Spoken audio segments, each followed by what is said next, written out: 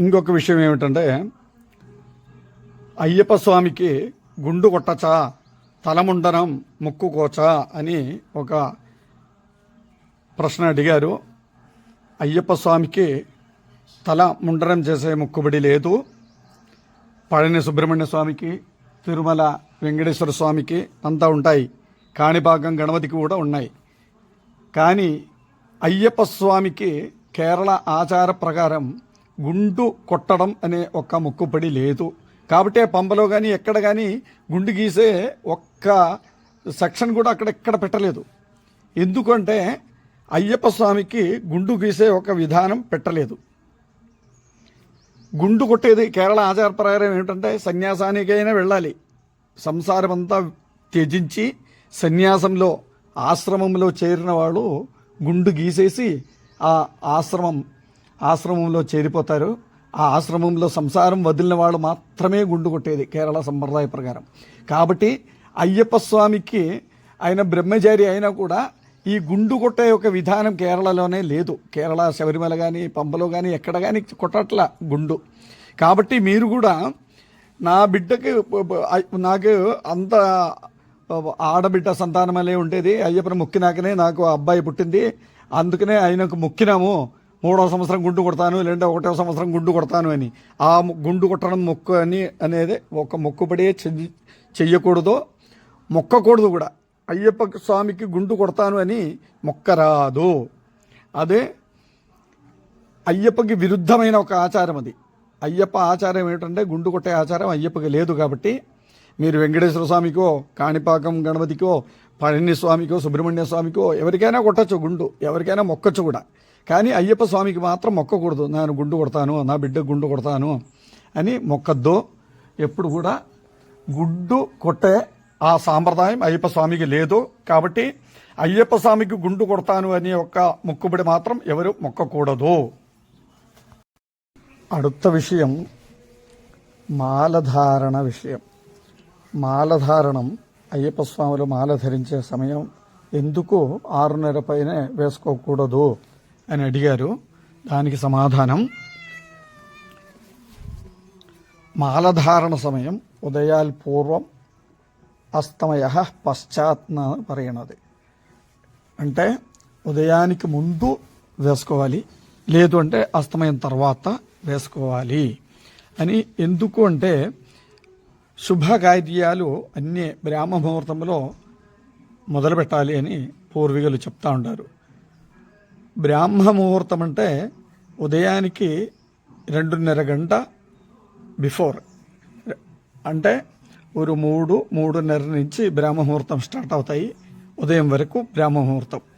ఉదయం తర్వాత యమగండం, రాహు, గుళిక కాలం, వర్జ్యం, దుర్ముహూర్తం, ఇదన్నీ ఉదయం సూర్యుడు ఉదయించిన తర్వాత అస్తమయం లోపలనే ఈ వగ దుర్ముహూర్తాలన్నీ మనకు ఎదురయ్యేది. కాబట్టి మనం ఉదయానికి ముందు శుభకార్యాలు జరగాలి అని, ఇది ఒక మాలధారణం కూడా ఒక శుభకార్యం. కాబట్టి ఆ మాలధారణ సమయం పూర్వీకులు పెద్దవాళ్ళు ఉదయానికి ముందు వేయండి, లేదు అంటే అస్తమయం తర్వాత అయినా వేసుకోండి అని పూర్వం నుంచి చెప్పుకొని వచ్చినారు. కాబట్టి ఆ 6:30 లోపల మాలధారణం సమయం నిశ్చయించి నిర్ణయించినాము. ఆ సమయంలోనే మాలధారణం చేసుకోవాలి. అత్యవసరానికి ఇప్పుడు అప్పటికప్పుడు మాల వేసి ఇరుముడి కట్టే వాళ్ళు ఉంటారు. అలాంటి వాళ్ళు ఎంత చెప్పినా వినరు. అలాంటి వాళ్ళని వదిలేస్తాం. శుభ్రంగా మండల దీక్ష చేయాలి, ఏ ఆటంకాలు లేకుండా స్వామివారి అనుగ్రహాశీస్సులతోటి 41 రోజు కొనసాగాలి దీక్ష, ఏమి ఇబ్బంది రాకూడదు స్వామి అని అనుకుని మాల వేసేవాడు 41 రోజు కాకపోయినా 10 రోజులైనా 20 రోజులైనా ఎంతైనా కూడా ఆ శబరిమల యాత్ర దర్శనం అంతా ఏ ఆటంకాలు లేకుండా, గొడవలు ఇబ్బంది లేకుండా, ఆపద లేకుండా శుభ్రంగా జరగాలి అంటే ఆ పెద్దవాళ్ళు నిర్ణయించి చెప్పిన సమయంలోనే మాల వేయాలి. ఓం శ్రీ స్వామి శరణం, శరణమయ్యప్ప. నెక్స్ట్ డౌట్, పెళ్లి అయిపోయిన వెంటనే పెళ్లి కొడుకు మాల వేసుకోవచ్చా అని. పెళ్లి అయిపోయిన వెంటనే మాల వేసుకోవాలంటే ఆ పెళ్లి కొడుకుకి ఇంద్రియ నిగ్రహం కలిగి ఉండాలి. మాల వేయాలంటే మాల వేసినాక ఆ ధ్యాసలోకి పోకూడదు, సంసార ధ్యాసలోకి. అలా పోగలిగే ఇంద్రియ నిగ్రహ శక్తి కలిగిన వ్యక్తి అయిందనుకోండి, మాల వేసుకోవచ్చు. అది లిమిటేషన్స్ కూడా లేదు. 10 days, నెల, 3 నెలల తర్వాత అంతా అడుగుతూ ఉంటారు. 3 నెలల తర్వాత వేసుకోవచ్చా, నెలల తర్వాత వేసుకోవచ్చా అని అడుగుతూ ఉంటారు. ఆ నెలలో 3 నెలలలో కాదు లెక్క, సంవత్సరం తర్వాత వేసినా కూడా ఆ లైంగిక ధ్యాస వదిలిన రోజే మాల వేసుకోవాలి. ఆ ఇంద్రియ నిగ్రహం కలిగి ఉండాలి మనిషికి. అలా కలిగిన వ్యక్తి అయితే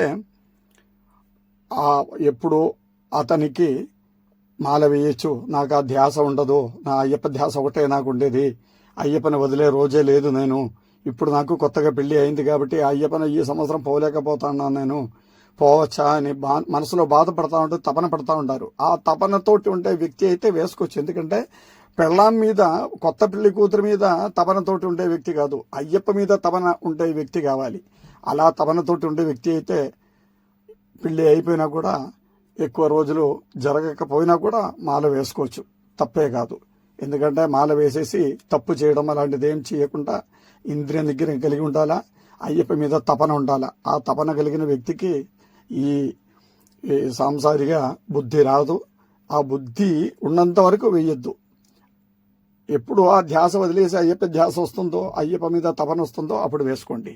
ఓం శ్రీ స్వామియే శరణం, శరణమయ్యప్ప. അടുത്ത പ്രശ്നം, గుళ్ళో గళ్ళు లుంగీలు ధరించి ఎందుకు వెళ్ళరాదు అని ఒక భక్తుడు కాదు, చాలా మంది అడిగినారు. ఏంటి స్వామి అలాంటి సిస్టమ్ పెట్టినారు, ఏంటి అలా రాసి పెట్టినారు, గళ్ళు లుంగీలు ధరించి గుడి లోపలికి, గుడి గోపురం దాటి లోపలికి వెళ్ళకూడదు అని. ఇక్కడ అందరూ వెళ్తారే స్వామి, మీ ధర్మకర్త కూడా లుంగి కట్టుకుని వస్తారే స్వామి, అదేంటి కదా అని అడిగారు. అప్పుడు దీనికి ఉండే సమాధానం, గళ్ళు లుంగీలు ఎందుకు ధరించకూడదు అంటే, కేరళ సాంప్రదాయ ప్రకారం కలర్ పంచలు కానీ మామూలు పంచలు కానీ కట్టుకుని వెళ్ళాలి. దేనికి అంటే, పూర్వకాలం నుంచి క్షేత్ర ఆచారం అంటే అలాగా వెళ్ళేవాళ్ళు భక్తులు. ఈ ముస్లిమ్స్ గళ్ళు లుంగీలు ఎంటర్ చేసిందే ముస్లిమ్స్ కేరళలో.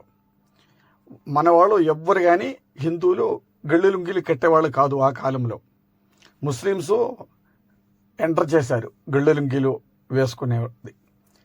తమిళన్స్ కూడా గళ్ళు లుంగీలు కట్టుకుంటారు. కానీ మనం గురువాయూరులో పద్మనాభస్వామి టెంపుల్ అలాంటి గుడిలో అంతా కర్శనంగా నిలిపివేసినారు. గళ్ళు లుంగీలు ధరించి ఎవరైనా లోపలికి ఎంటర్ చెయ్యరు. అంతా ప్యాంటు వేసుకొని వెళ్ళకూడదు, పంజాబీ డ్రెస్ వేసుకొని వెళ్ళకూడదు. ఇలాంటి శిష్టాలు ఎన్ని ఉన్నాయి మనకి. ఆంధ్రలో ఏడ కుదరదు కూడా అది, ఈ శిష్టాలు. ఈ గళ్ళు లుంగీలు ధరించి క్షేత్రంలోకి ఎంటర్ అవ్వడం మాత్రం మనం చెయ్యకూడదు. అది ముస్లిం సాంప్రదాయం. అది ఆ హైందవ సాంప్రదాయ ప్రకారం మనం పంచ కట్టుకునే గుడి పనికి పోయినా కూడా, పనికి వెళ్లే వాళ్ళు కూడా, లేబర్స్ కూడా పంచ కట్టుకునే పోవాలి. ఎక్కడైనా ఏ గుడిలో పనికి మీరు కేరళ మొత్తం తిరిగి చూసుకోండి, ఏ గుడిలో కూడా ఎవరు గళ్ళు లుంగీలు కట్టుకుని గుడిలో పనులు చెయ్యరు. అది సిస్టమ్ అట్లా ఫాలో చేస్తున్నారు. కానీ ఆంధ్రలో అదంతా తెలియదు, ఎవరికి చేయలేదు కూడా. కాబట్టి మనం వరకు ఏం చేసినామంటే కింద బోర్డు రాసి పెట్టినాము, ఎవరు కూడా గళ్ళు లుంగి ధరించి గుడిలోకి రాకూడదు అని ఒక సిస్టమ్ పెట్టినాం. ఎందుకంటే అది ముస్లిమ్స్ నుంచి వచ్చిన సిస్టమ్ కాబట్టి ఆ ముస్లిం సిస్టమ్ మనకొద్దు. మన హిందూ సంస్కార ప్రకారం ఉంటే, హిందూ ఆచారాల ప్రకారం ఉంటే సిస్టమ్ కావాలి అని అది రాసి పెట్టినాము. గళ్ళు లుంగి ధరించి క్షేత్రంలోకి రావద్దు అని. ఇది దాని సారం. ఈరోజు విషయము,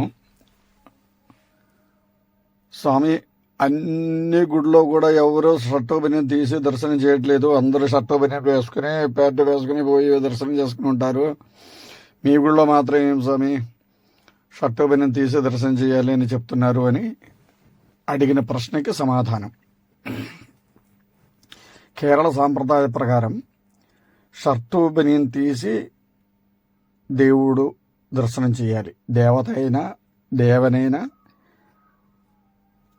ఏ క్షేత్రమైనా కూడా షర్టు బనియన్ తీసి పంచ కట్టుకొని దర్శనానికి వెళ్తారు. ప్యాంటు కూడా అలౌ చేయరు. ఇక్కడంతా స్ట్రిక్ట్ లేదు, ప్యాంటు వదిలేసినారు. షర్టు బనియన్ తీసి దర్శనం చేయాలని నేను ఫస్ట్ నుంచి సిస్టమ్ పెట్టినాము. ఇప్పుడు కొద్దిగా తగ్గిపోయినాయి ఆ సిస్టమ్. అబ్బో ఏమిటి షర్టు బనీన్ ఎందుకు తీయాలి స్వామివారి దర్శనానికి, దానిలో ఏమి విశేషం అని అడిగితే దానికి సమాధానం ఏమిటంటే, షర్టు బనీన్ అని కాదు, మనం వేసుకున్న వస్త్రం ఏదైనా కూడా, అది సఫారీ డ్రెస్ అయినా, చినిగిపోయిన డ్రెస్ అయినా, మామూలు సొక్క అయినా, ఏదైనా కూడా అది వేషం అని అంటారు.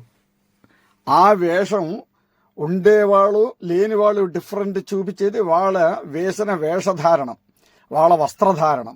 ఆ వస్త్రధారణంలోనే మనకి తెలుస్తుంది ఆయన డబ్బు ఉండేవాడు, ఈయన డబ్బు లేనివాడు అని. మాసిపోయిన చిరిగిపోయిన బట్టలు చూస్తే ఏమనిపిస్తుంది, ఈడు పేదవాడు. సఫారీ సూట్ వేసుకుని వచ్చిన వాళ్ళు ఈడు ధనికుడు అనే ఒక డిఫరెంట్ వాళ్ళ వేషధారణంలో తెలుస్తుంది. అందుకనే ఈ వేషం తీసి పక్కన పెట్టేస్తే ఉండేవాడికి లేనివాడికి అక్కడ డిఫరెంట్ మీకు కనబడదు. ఆ డిఫరెంట్ కనబడకూడదు అని తమ భావాలు, ఉండేవాళ్ళు లేనివాళ్ళు అనే భావం దేవుడి ముందర ఉండకూడదు అని పక్క కేరళ సిస్టమ్ అంటే షర్టు బనియన్ తీసి దర్శనం, స్వామివారి దర్శనం చేయాలి. అది పద్ధతిగా పెట్టుకున్నారు కేరళ మొత్తం. ఆ సిస్టమ్ నేను ఇక్కడ కూడా పెట్టుకున్నాం భాస్కర్ రెడ్డి ఉన్న కాలం నుంచి.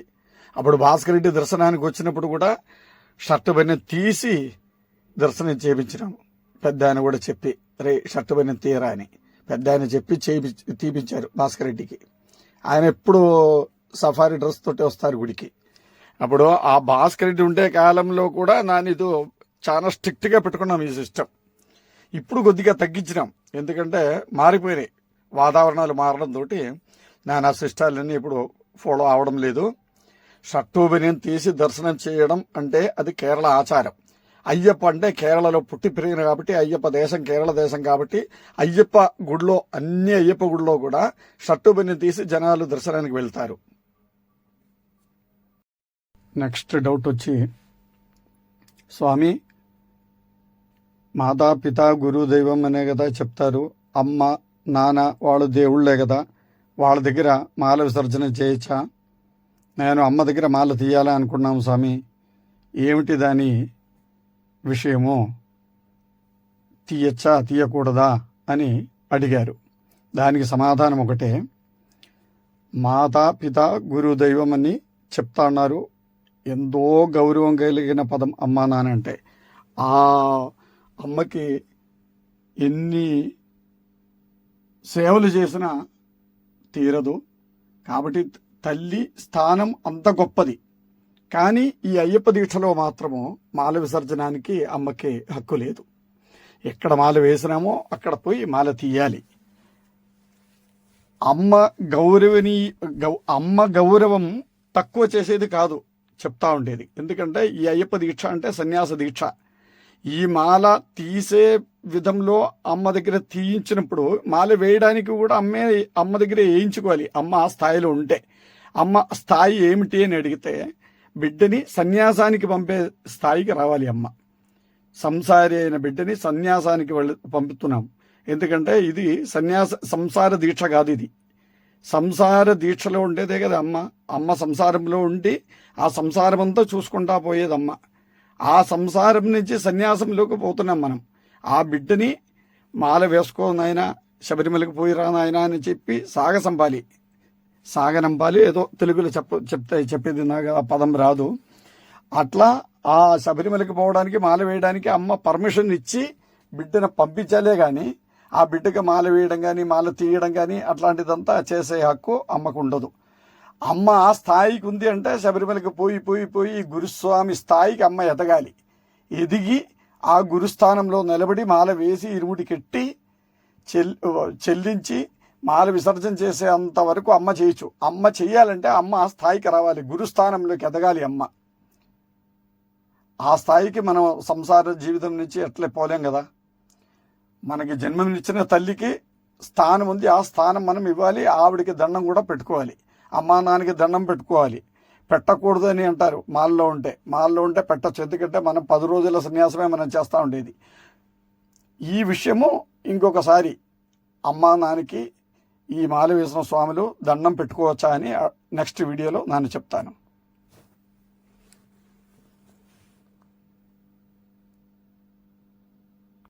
నెక్స్ట్ ప్రశ్న, 6 నెలల నిండిన 7th మంత్ స్టార్ట్ అయిన వాళ్ళు గర్భిణీ స్త్రీలు గుడిలోకి ఎంటర్ అవ్వకూడదు అని బోర్డు రాసి పెట్టినాం. అది ఎందుకు స్వామి అని అడిగారు. ఆ ప్రశ్నకు సమాధానం, 6 నెలల నిండిన గర్భిణీ స్త్రీలు అయ్యప్ప గుడిలోకి మాత్రం కాదు, ఏ గుడిలోకి కూడా పోకూడదు. వాళ్ళ ఇంట్లోనే ఉండి పూజ పురస్కారాలు అన్నీ చేసుకోవాలి. వాళ్ళ భర్త, అమ్మ, నాన్న వీళ్ళు గుళ్ళు తిరగచ్చు. ఈ గర్భిణీ స్త్రీ కోసం మంచి బిడ్డ పుట్టాలి, డెలివరీ బాగా కావాలి, సుఖప్రసవం కావాలి, ఇలాంటి కోరికలతోటి వాళ్ళు గుడిలు తిరగచ్చు. కానీ ఈ గర్భిణీ స్త్రీ మాత్రం 6 నెలల నిండిన గర్భిణీ స్త్రీలు గుడి లోపలికే, గోపురం దాటి లోపలికే పోకూడదు. ఎందుకు అంటే స్త్రీలకు సంబంధించిన కొన్ని విషయాలు వాళ్ళ స్త్రీలను అడిగితేనే వాళ్ళు చెప్తారు. ఎందుకంటే మనకది తెలియదు ఏంటి ప్రాబ్లం అని. వాళ్ళకి ఏదేదో లీకేజ్ ప్రాబ్లమో ఏదో ఉన్నాయంట. ఈ సంథింగ్ 7వ నెల 6 నెలలు నిండిపోతే వాళ్ళకి ఏదేదో ఈ మలిన వస్తువులు బయటకు వస్తాయి అని చెప్పుకుంటున్నారు. అది వాళ్ళకి స్త్రీలకే తెలియాలి, మనకు ఆ విషయం తెలియదు. కానీ సిస్టమ్ మాత్రం పక్కా పెట్టుకున్నాం. మన కేరళ సిస్టంలో 6 నెలల నిండిన గర్భిణీ స్త్రీలు గుడి లోపలికి వెళ్ళకూడదు. గుడి లోపలికంటే గర్భగుడిలోకి కాదు, గోపురం దాటి లోపలికే పోకూడదు. ఈ గెళ్ళు లుంగిలు ధరించిన వాళ్ళు కూడా ఆ గోపురం దాటి లోపలికి ఎంటర్ అవ్వకూడదు. ఇదన్నీ గోపురం నుంచి లోపలికి పోవడానికి ఉండే విషయమే చెప్తా ఉండేది. కాబట్టి ప్రతి వాళ్ళు కూడా వాళ్ళ భార్యలు, వాళ్ళ మిసెస్లో 6 నెలల నిండి కంప్లీట్ అయిపోయిందంటే ఏ గుడికి పంపించకూడదు. అది కేరళ సిస్టమ్ కాదు. కేరళ సిస్టమ్ కాకుండా ఒక క్షేత్ర సిస్టమ్ అది. ఏ గుడి కూడా పంపించకూడదు. ఆంధ్రలో లేదు స్వామి, మన అన్ని గుళ్ళకి పోదామంటే అది తప్పే. అది ఎందుకంటే తప్పుగానే చూడాలి. దానిలో వాళ్ళకు అశుద్ధి జరుగుతాయి గుడిలో. అది వాళ్ళకి అది కంట్రోల్ చేయలేము. అది ఏమన్నా దానిలో ఇంకా ద్రవ పదార్థాలు కింద పడిపోవడం కానీ ఏమైనా జరిగిందనుకోండి, ఆ అపచారానికి మనం శుద్ధి కలశాలు అన్నీ చేసుకోవాలి. అదంతా చేయడం కుదరతాయి. అది అలా జరిగినట్టు కూడా మనకి తెలియదు కదా, వాళ్ళు కూడా చెప్పుకోరు కదా, సిగ్గు కదా చెప్పడం కూడా. కాబట్టి ఈ విషయాలు లేడీస్కి బాగా తెలుసు. వాళ్ళని అడిగితే మీకు చెప్తారు ఏంటి కదా అని. మీరు మీ మిస్సెస్ని, ఆడవాళ్ళని అడిగి చూడండి, ఇంట్లో ఉండే వాళ్ళని, వాళ్ళు చెప్తారు. 6 నెలలు నిండిన తర్వాత 7వ నెల నుంచి ఏమిటి ప్రాబ్లం లేడీస్కి వచ్చేది, కడుపుతోటి ఉండే అమ్మాయిలకి చెప్తారు వాళ్ళు. అలాంటి ప్రాబ్లం వచ్చిన వాళ్ళు 6 నెలలు నిండిపోయి 7వ నెల ఎంటర్ అయిపోయిన వాళ్ళు గుడికే రావద్దు. వాళ్ళ ఇంట్లోనే ఉండండి. మీ భర్తలు, అమ్మ, నాన్నలు వాళ్ళే తిరగలే గుళ్ళు గోపురాలు. కాబట్టి ఆ సిస్టమ్ పక్కగా ప్రొసీడ్ అవ్వాలి. ఆ సిస్టమ్ నిర్బంధంగా గుడిలో నిలబెట్టాలి కూడా. 6 నెలల నిండిన గర్భిణీ స్త్రీలు గోపురం దాటి లోనికి ప్రవేశించరాదు. అందుకనే రాసి పెట్టినాము. నెక్స్ట్ డౌట్, కన్యస్వాములు ఏ రకమైన మాల వేసుకోవాలి, పాత స్వాములు ఎక్కువ సంవత్సరాలు వెళ్లే స్వాములు ఏ రకమైన మాల వేసుకోవాలి, గురుస్వాములు ఏ రకమైన మాల వేసుకోవాలి, ఇలాంటి డౌట్లు ఉన్నాయి. దానికి సమాధానం ఏమిటంటే, కన్యస్వాములకి ఆ మాల వేసుకోకూడదు, కరిమాల వేసుకోవాలి అని ఒక్క సాంప్రదాయమే లేదు. రుద్రాక్షమాల, తులసిమాల ఏది మీకు నచ్చితే ఆ మాల వేసుకోవచ్చు. తులసి వచ్చి విష్ణు సంబంధం, రుద్రాక్ష వచ్చి శైవ సంబంధం. కాబట్టి శివుడికి విష్ణువుకి పుట్టిన బిడ్డ కాబట్టి వాళ్ళిద్దరు సంబంధించిన మాలలు ఏదైనా వేసుకోవచ్చు. స్ఫటికమాల సరస్వతీదేవికి, ఆ స్ఫటికం వచ్చే రుద్రాక్షానికి ఉంటే ఆ వేడి తగ్గించేదానికి స్ఫటికం వేస్తారు. ఆ స్ఫటికం కూడా ఒరిజినల్ స్ఫటికం ఉండాల, ఈ గాజు పూసలు కాదు. అలాగా ఈ గాజు పూసలు కన్యస్వాములు వేసుకోకూడదు, తులసిమాల వేసుకోకూడదు, రుద్రాక్షమాల వేసుకోకూడదు అనే ఒక రూల్సే లేదు, అలాంటి ఒక నిబంధనలు కూడా లేదు. కన్యస్వాములు నల్లమాలే వేసుకోవాలని కొత్తగా గురుస్వాములు పెట్టినారు సాంప్రదాయాలు కూడా, అది కూడా తప్పే. ఏ మాల అయినా వేసుకోవచ్చు. 51 గింజలు కానీ, 54 గింజలు కానీ, 108 గింజలు కానీ అల్లించుకుని వేసుకోండి. ఒక్క మాల వేసుకుంటే చాలు. ఎందుకు ఈ తోడు మాల వేసేదంటే, ఈ అంగిడిలో తెచ్చిన మాలలు మాల ధారణ చేస్తున్నప్పుడే తెగిపోతా ఉన్నాయి. కాబట్టి ఈ దీక్ష భంగం అయిపోతుంది. ఒక మాలే వేసుకున్నాము, ఆ మాల తెగి పడిపోయిందంటే అన్ని రోజుల దీక్ష పోతుంది. అందుకనే ఆ దీక్ష భంగం కాకూడదు అని ఒక మాలకి ఇంకొక మాల తోడుగా వేసుకుని కాపాడుకుంటారు వ్రతాన్ని. అందుకనే అల్లించిన మాల అయితే 5 ఏళ్ళైనా కూడా అది కట్ అవ్వదు. కాబట్టి అల్లించుకోండి. ఫస్ట్ మాల ధారణానికి ముందే మాల అల్లించుకుని తెచ్చి వేసుకుంటే, ఒక్క మాల వేసుకుంటే చాలు, దానికి తోడు అవసరంలా. అల్లించుకున్న మాల అయితే ఒక్క మాల మెటర్లో ఉంటే అది తెగదు. అది శబరిమలకు పోయి వచ్చేదాకా అట్లే ఉంటాయి, ఇబ్బంది లేదు. అలాగా 5-6 ఏళ్ళు గడిచిపోతాయి అల్లించిన మాలలో అయితే. అందుకని అల్లించిన మాలలు వేసుకోండి. అల్లించిన మాలలో ఒక్క మాల వేసుకోండి చాలు, తోడు మాల కూడా అక్కర్లేదు. ఈ తోడు మాల ఎప్పుడు వేసుకున్నారంటే నాకు ఈ తెలుగు చెప్పడం అంతా స్పష్టంగా రాదు కాబట్టి అలా తడబడతా ఉన్నాము. ఈ ఒక్క మాల వేసినప్పుడు ఆ మాల బలం లేనిదైతే తెగిపోతాయి కాబట్టి ఆ తెగిపోయినప్పుడు ఆ దీక్షా భంగం జరుగుతుంది కాబట్టి ఆ దీక్షా భంగం జరగకూడదనే ఉద్దేశంతో అంగిడిలో కొనుక్కునే ఈ మాల్లో గాజు పూసలు, ఆ మాల్లో ఈ మాల్లో దండిగా అమ్ముతున్నారు. ఆ మాల్లో అయితే బలం తక్కువ ఉంది. అల్లించిన మాల్లో 250, 350, 500 దాకా అమ్ముతారు. అంత డబ్బులు పెట్టలేక వీళ్ళు ఏం చేస్తారంటే 150 రూపాయలు, 100 రూపాయలకి తక్కువ రకమైన మాల తెచ్చుకుంటారు. అలాంటి వాళ్ళు 2 మాలలు తెచ్చుకోవాల్సిందే. అదే వాళ్ళకి నచ్చిన మాల ఏదైనా వేసుకోవచ్చు. మాల ధారణానికి కన్యస్వాములు ఈ మాల వేసుకోవాలి, గురుస్వాములు ఈ మాల వేసుకోవాలని రూల్సే లేదు. కన్యస్వాములు కూడా వెండిలో కట్టించిన మాల వేసుకుంటే తప్పే కాదు. ఇది విషయం. அடுத்த డౌట్, కన్యస్వామి, కత్తిస్వామి, గంటస్వామి, గదస్వామి 4 సంవత్సరానికి 4 ఆయుధాలు పెట్టేసినారు. దీనిలో ఏమిటి వాస్తవాలు? పూర్వకాలంలో ఇదేమి లేదు కదా స్వామి, ఇప్పుడేమిటి అన్ని అంగిల్లో అమ్ముతా ఉన్నారు సామాన్లు, గంటస్వామి, గదస్వామి, కత్తిస్వామి అంతా చెప్తా ఉన్నారు, దీనిలో ఏమైనా వాస్తవాలు ఉన్నాయా అని అడిగారు. దానికి ఉండే సమాధానము, దీనిలో ఏ వాస్తవాలు లేదు. బిజినెస్ కోసం గురుస్వాములు క్రియేట్ చేసిన విద్య, వ్యాపారానికి తోడ్పడి గురుస్వాములు చేసిన పని ఇది. గంటస్వామి అంటే 3వ సంవత్సరం అంటే గంట, 2వ సంవత్సరం కత్తి, 4వ సంవత్సరం గద, 1వ సంవత్సరం కన్యస్వామి. కానీ కన్యస్వామి మాత్రం నిజమే, కానీ అంబు, ధనుస్సు అంబు మెడలో ఏలాడించుకుని మాల్లో తగిలించుకుని మాలధారణ చేసే విధానం ఇప్పుడు వచ్చినాయి, అంతేగాని పూర్వకాలంలో లేదు. కన్యస్వామి కూడా ఎరిమేలిలో ఒక పుల్ల తీసుకుంటారు అంబు. ఆ అంబు శరంగుచ్చిలో శరంకుత్తి, అది మలయాళం, అది శరంగుచ్చి అని తెలుగులో చెప్పాలి. ఆ శరము గుచ్చే చోట శరంకుత్తి. ఆ శరం గుచ్చే ఆ దడికి ఈ పుల్ల తీసుకెళ్లిపోయి గుచ్చుతారు. ఎరిమేలిలో పేట తుళ్ళే టైంలో అక్కడ తీసుకుంటారు. అది అంతే, అంతవరకే కన్యస్వాముల సెక్షన్. మళ్ళా కత్తిస్వామి, గతస్వామి ఇదేమి లేదు. గంటస్వామి అంటే మాల వేసిన ప్రతి స్వాములు కూడా గంటస్వామి, మణికంఠుడే. కంఠములో మణి ధరించిన వాడు మణికంఠుడు. అందుకనే ఆ గంటకి మణి అని మలయాళంలో చెప్తారు. అదే గంటస్వామి. ఆ గంటస్వామి, ఆ మణికంఠుడు అంటే 40 ఏళ్లు పోయిన స్వామి కూడా మెడల్లో ఆ గంట వేసుకోవచ్చు. మాల వేసిన ప్రతి స్వాములు కూడా మణికంఠుడే. గంట వేసుకునే హక్కు ప్రతి స్వాములు కూడా ఉన్నాయి. 3వ సంవత్సరం స్వామి గంటస్వామి, 4వ సంవత్సరం గదస్వామి, అలాంటి అవశిష్టాలే లేదు. అది ఎప్పుడు కూడా లేదు, ఆచారంలో కూడా లేదు. అది బిజినెస్ కోసం గురుస్వాములు బిజినెస్ చేసే వాళ్ళు కలిసి చేసిన ఒక నాటకాలు ఇది. ఇప్పుడు కరింగాలి మాల గురించి ఎట్లా బిజినెస్ జరుగుతోంది, పుగార్లు పుట్టించి ఈ కరింగాలి ఎప్పటి నుంచో ఉన్నాయి, పూర్వకాలం నుంచి ఉండే వన్నీ చమద. అది ఆ వన్నీ చమద సమిత్తు, హోమానికి వాడే సమిత్. అది ఆ సమిత్ కట్ చేసేసి మాల తయారు చేసేసి దానిలో ఇన్ని గుణాలున్నాయి, ఇన్ని అద్భుతాలు జరుగుతాయి అని అడ్వర్టైజ్మెంట్ చేసేసి అమ్మడం లేదా?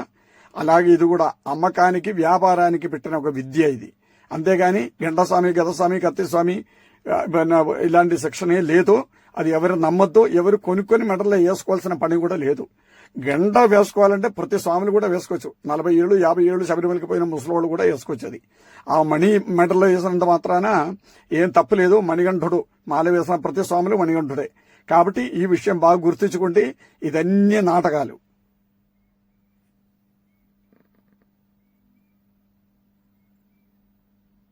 నెక్స్ట్ డౌట్ వచ్చి, మాల తీసిన స్వాములు కొన్నింట్లో మునిగేసి లేదంటే పంపలో మునిగేసి బట్టలు వదిలేసి కొత్త బట్టలు వేసుకుని ఇంటికి బయలుదేరాలా అని అడిగారు.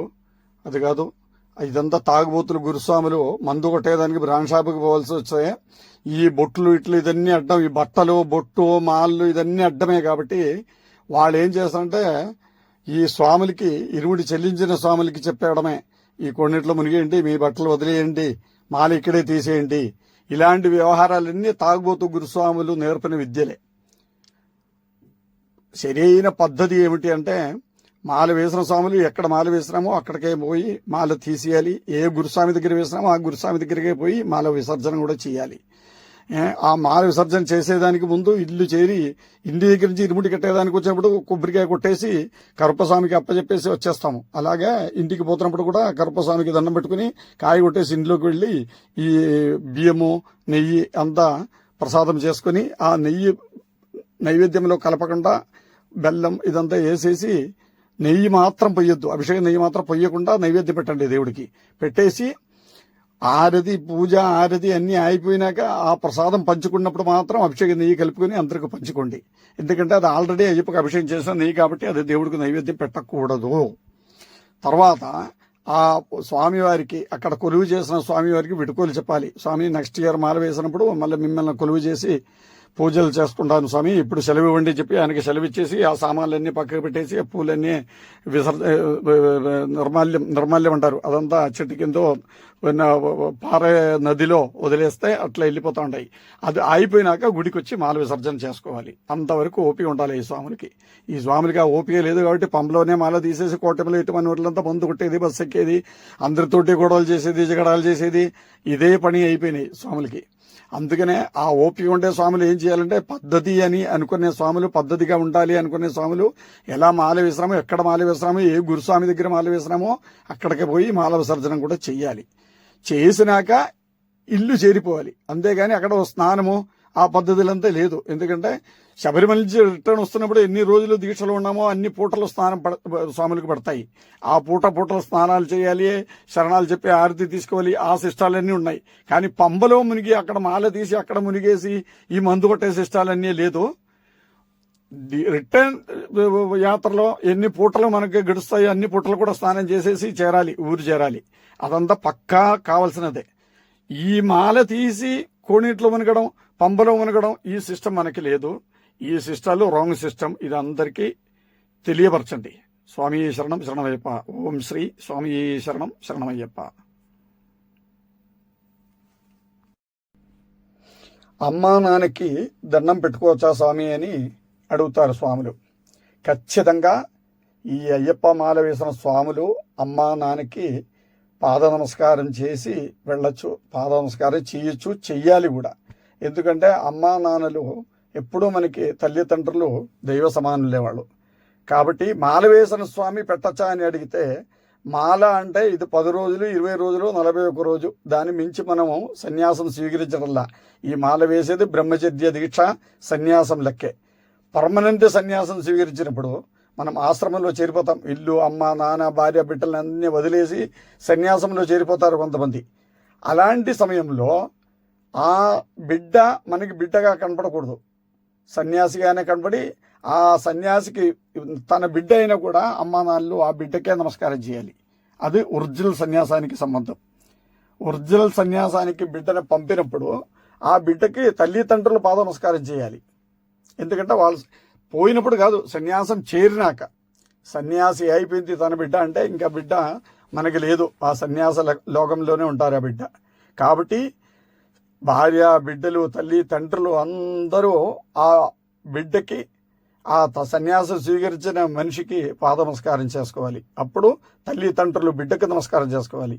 ఈ అయ్యప్ప మాల వేసిన స్వాములు తల్లిదండ్రులకు నమస్కారం చేసుకోవాలి. ఎందుకంటే మనది డూప్లికేట్ దీక్ష కాదు, డూప్లికేట్ సన్యాసం.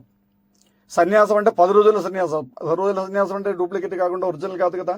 ఒరిజినల్ సన్యాసం వేరు, డూప్లికేట్ సన్యాసం వేరు.